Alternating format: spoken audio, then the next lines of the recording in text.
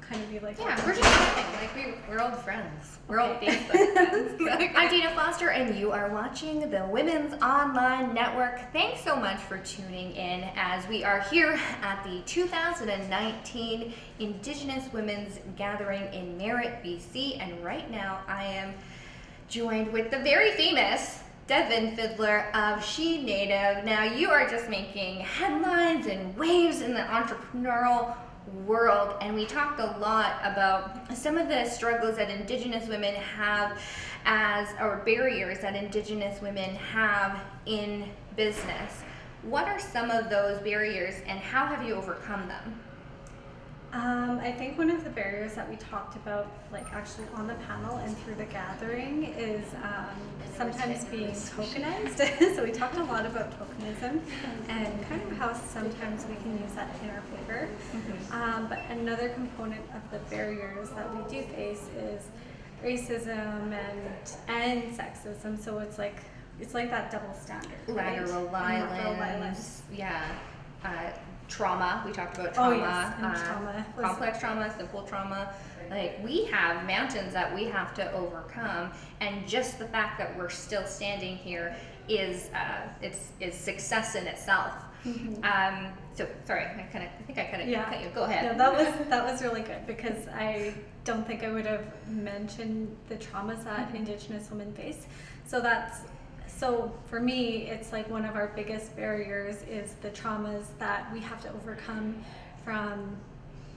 It's really all stemming from like the cycle of abuse and violence that we've experienced through residential schools, and it's intergenerational trauma, right?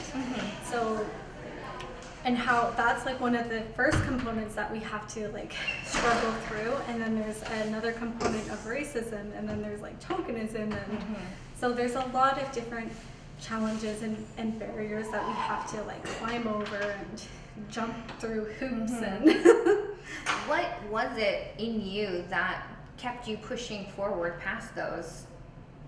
I guess for me, that's kind of a pretty loaded question. Because let's go. Well, I think it's just like over time, like I would just jump through one hoop and get through one failure, and then I would get myself back up again, and then I would just continue to keep going. It's that roller coaster. And I've like really ingrained in myself, and it's been ingrained within me from my mom, I guess, is to be resilient and to, I don't know what the word is that I'm looking for. Right, so we did talk about just that those components that we overcome, but you have had so much success in what you've been doing. What do you think it is about yourself and about your brand that resonates with a lot of women and people? What I think resonates with my brand is the fact that we are trying to be a little bit more open. By what I mean by being open is just being open to the Indigenous community or non-Indigenous community to learn about Indigenous cultures, and like for us to become a platform where we can share our struggles and our barriers to people that might not understand.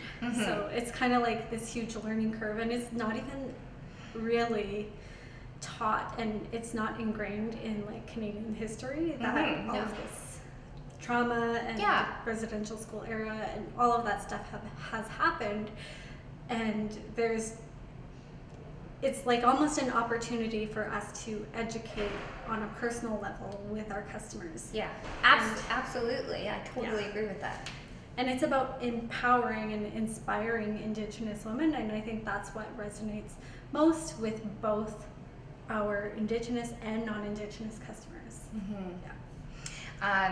That's really interesting, because I think we're kind of at that point now where we are moving forward in what we're doing, and it is a lot about education, because it's not just black and white for Indigenous women or Indigenous women in business or entrepreneurialism.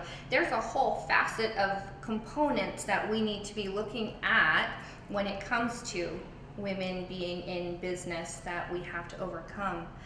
And how do you think, we talked about this on the panel, how can Canada do better to support Indigenous women in business?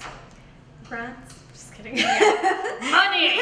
Give us money! No, I think it's just being better at being inclusive. I actually don't even really like the term inclusive, but it's maybe more, I don't remember exactly what I said, but diversity, was it? No, diverse. Diversity. We want to see Indigenous women take up space in like all facets, and not just like being a token. Yes. But not just like being a token, but it needs to be more meaningful engagement. We're not here to fill a seat. We're here because we have earned a place at the table with our intelligence, our perseverance, our resiliency. This is why we're here, and that's why I guess I'm speaking to that. That's why what we want to see, and I love that conversation about it because I've gone through that same struggle and battle. It's like, do I continue my journey as a Indigenous broadcaster, or am I just a broadcaster that has a message or to share other people's stories? And that's where we kind of have to decide. And how do you decide that? Well, I think you can be both, because like one of the things that people say too, like I always say, I'm a mompreneur, I'm an indigipreneur, because all of those things resonate with me, but I'm also just an entrepreneur. Yeah. But it doesn't resonate with me just being an entrepreneur, because I identify as being a mompreneur and being an indigipreneur. Indigenous entrepreneur. So, and I think like sometimes by owning your Indigenous identity, we're taking up space and we're representing other Indigenous women by identifying as such.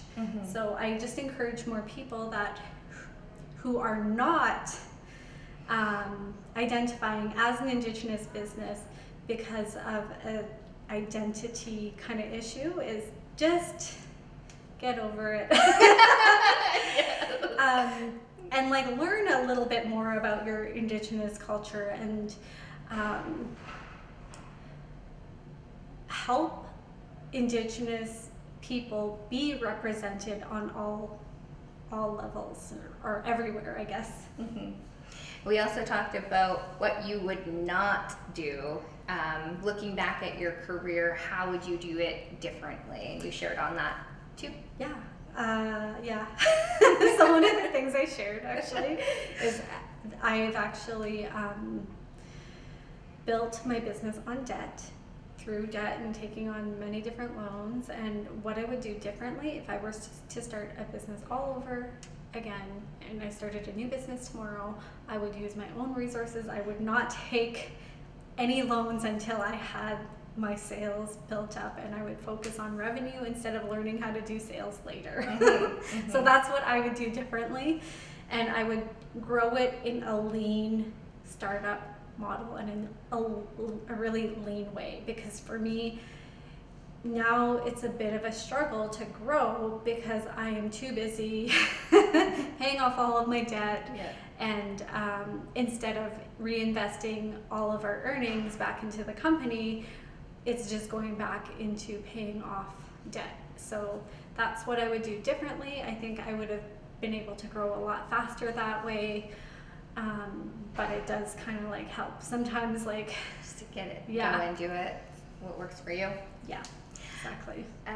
Where do you see you and your company in the future? What do you hope to achieve? Well, so I really hope that SheNative can become an international brand. We want to be able to cross borders. We want to grow our online sales. And we're also kind of exploring the idea of franchising SheNative so that we can give business opportunity to Indigenous women. So we've already gotten an inquiry.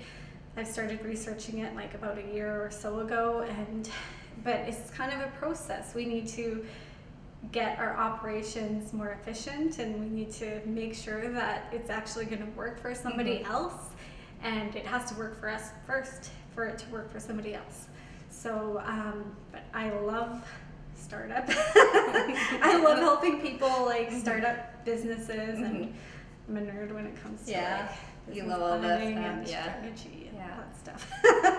What is your strengths when it comes to business, or are you trying to do everything, or do you focus on just your business strength that have helped you succeed? I guess my biggest strengths in my company is really the big picture, the vision, strategy, business development, growth opportunity, like looking for growth opportunities, looking for opportunities to grow, and like I like the writing stuff. What I know that I'm not the best at is operating and managing my own business. So I hire out at this point now. So another thing that I struggled with was sales and being that customer service person and being like the sales associate, like the working on the floor, actually selling my product. Because I was not in retail before I started my business. And I was super shy. Like I was super shy. I didn't even really know how. So I actually took the skills that I learned from McDonald's when I was a junior manager there. So for customer service, and that's kind of like what I used. And so I also had no fashion and retail experience whatsoever. So it was a huge learning curve for me. But now that I have the people to be able to do that, I feel like comfortable with, I guess I can train so well on the vision and like how to help customers now, but I don't like doing it myself. I don't like it, like doing the day-to-day stuff. It's like I don't like it's painful. Like, I just started reading a book called Rocket Fuel. You have to get it, and it's about people that are visionaries, that have a dream, and there's strengths that we really, really do have that help us succeed. But then there's also those weaknesses that often contribute to failing some of the projects. So there's two different types of people. One is a visionary, and the other person is an integrator. That's the person that gets stuff done. And it just it blew my mind, and I was like, that is what I need. I can dream, I can be creative, and I can do what I'm good at, but that other stuff, no way. I can build the systems, and I can the structure. I can build the structure, and I can integrate. Like I can be an integrator, and I can be an operations person, but that's the piece I just don't love to do. Right. That's what you're passionate. I'll show you. I have the book in my backpack. But thanks so much for joining us here on the Women's Online Network. Now, if people want to follow along with your journey or what you're doing and what's up next, where can they go? So they can go to www.SheNative.com, or else I have a personal website too. It's www.devonfiddler.ca. I'm pretty sure. We'll have those links up below. Thanks so much for watching. And then once you take that first step, then all the other steps will fall into place. But you need to take that leap of faith and take the first step.